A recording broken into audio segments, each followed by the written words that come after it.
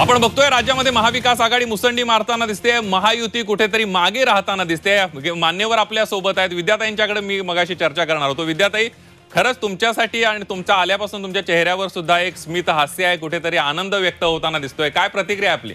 नाही, निश्चितच जी लोकांनी जी निवडणूक हातात घेतलेली आहे आणि फक्त महाराष्ट्रातच नाही तर संपूर्ण देशात जर आपण बघितलं तर मोदी आणि शहांनी जे ईडी आणि इन्कम टॅक्सच्या धाडी टाकून, सीबीआयच्या धाडी टाकून आमदार खरेदी विक्री संघ सुरू केला होता, त्याला लोकांना ते बिलकुल आवडलेलं नाहीये की आपण आमदारांना, लोकप्रतिनिधींना निवडून देतो ते आपली कामं करण्यासाठी, पण जनतेच्या कामाकडे लक्ष न देता कुठला पक्ष आपल्याला फोडता येईल।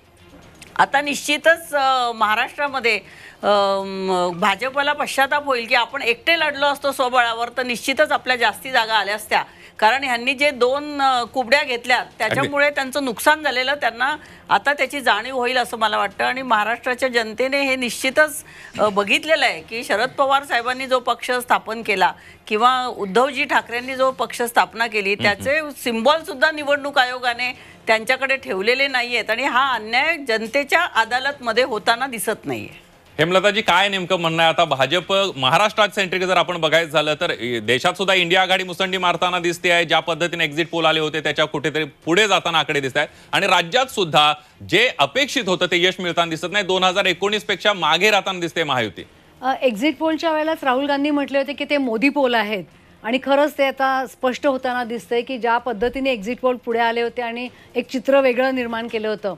महाराष्ट्रापुरतं बोलायचं तर राष्ट्रवादी काँग्रेस पक्ष हा कोणाचा हे महाराष्ट्रातल्या जनतेने आता स्पष्ट केलंय आणि शिवसेना कोणाची हेही स्पष्ट केलं आहे। म्हणजे एवढी तोडफोड करून, एवढे पक्षाचे चिन्ह चोरून, एवढा पक्षांवरती अन्याय करून ज्या पद्धतीने भारतीय जनता पक्षाने सगळी आपली आयुधं वापरली आणि महाराष्ट्रातल्या जनतेने त्या कशालाही किंमत न देता ज्या पद्धतीने हे मतदान केले त्याच्यावरनं स्पष्ट झालेलं आहे की महाराष्ट्रातल्या जनतेला हे जे काही भारतीय जनता पक्षाने केलेलं आहे हे बिलकुल आवडलेलं नाही आहे।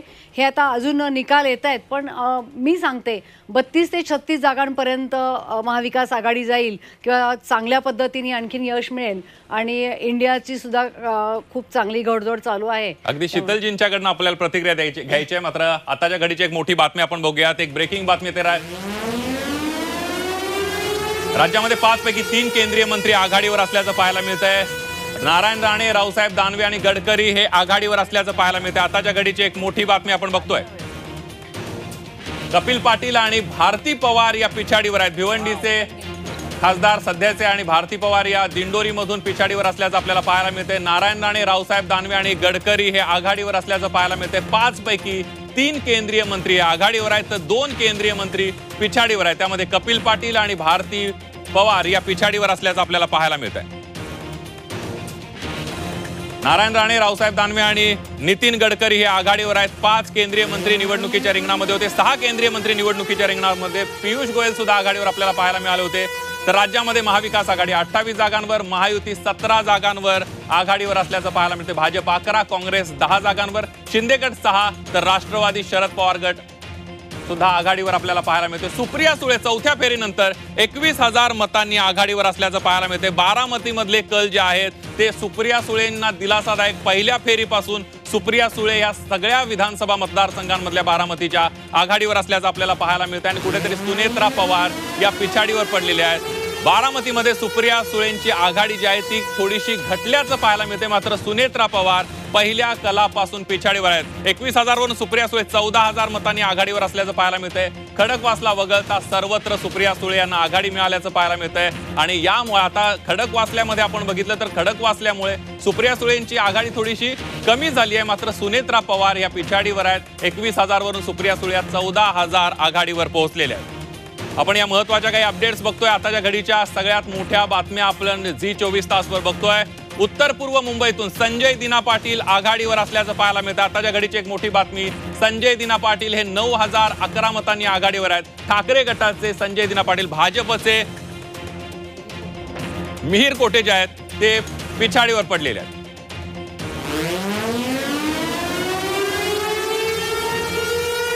आपण बघतोय कशा पद्धतीने आता कल बदलताना दिसतायत। आघाडीवरचे उमेदवार पिछाडीवर, पिछाडीवरचे उमेदवार आघाडीवर जाताना दिसतायत। आपल्याकडं नवीन एक पाहुणे आपल्याला जोडले गेले आहेत. आपल्याशी विजय चोरमारे सर आपल्यासोबत आहेत, ज्येष्ठ पत्रकार आणि राजकीय विश्लेषक आहेत. मगाशी आपण म्हात्रे मॅडमकडे जाणार होतो.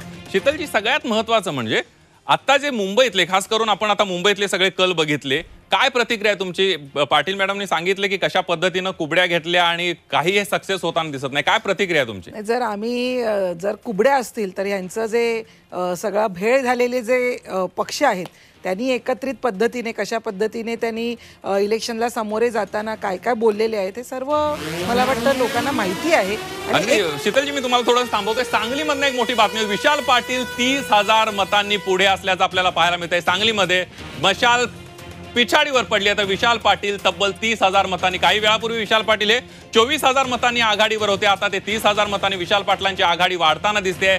विशाल पाटील आघाडीवर आहेत. मशाल चिन्हावर लढलेले चंद्रहार पाटील आणि भाजपचे 2 वेळा खासदार असणारे संजय काका पाटील सुद्धा पिछाडीवर पडताना आपल्याला पाहायला मिळतात. त्यामुळे विशाल पाटलांच्या कार्यकर्त्यांनी, आपण झी 24 तासवर काही मिनिटांपूर्वी आपण पाहिलं की विशाल पाटलांच्या कार्यकर्त्यांनी आधीपासूनच जल्लोष करायला सुरुवात केलेली आहे.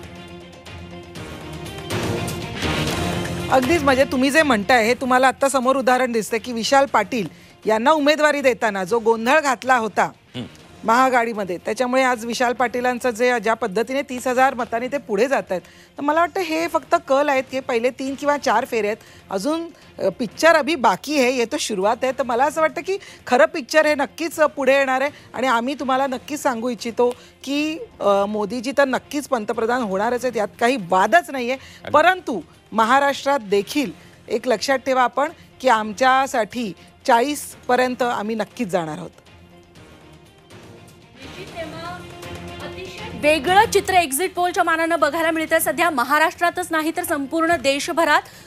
या क्षणाची सगळ्यात मोठी बातमी, राज्यात 5 पैकी 3 केंद्रीय मंत्री सध्या आघाडीवरती आहेत. यात नारायण राणे, रावसाहेब दानवे आणि नितीन गडकरी यांची आघाडी बघायला मिळतीये. मात्र महाविकास आघाडीची सरशी महाराष्ट्रात होताना बघायला मिळतीये, हे देखील तितकंच खरं.